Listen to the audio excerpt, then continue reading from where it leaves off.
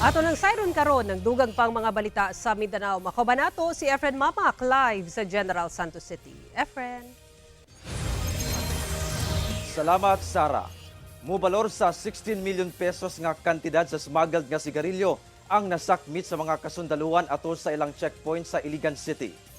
Humana kadawat ang 2nd Mechanized Brigade Philippine Army og report nga adunay mga smuggled nga sigarilyo ang ipalusot sa Iligan City. Nakig-alayon gilayon kini sa Iligan City Police aron sa pagmontar og checkpoint sa barangay Kamage. Duha ka aluminum van ang ilang napara ato sa maong checkpoint. Apan kalit midagan ang driver sa usa ka van. Nadakpan kini og gidala sa Bureau of Customs ang gimanayong van. Dihang giablihan na diskubrihan ang kahon-kahon sa mga gituohang smuggled nga sigarilyo.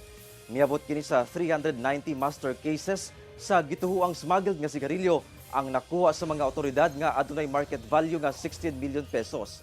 Sa karon na sa BOC Iligan Station ang mga kontrabando samtang padayon pa ang investigasyon nga ginahimo sa maong mga ahensya.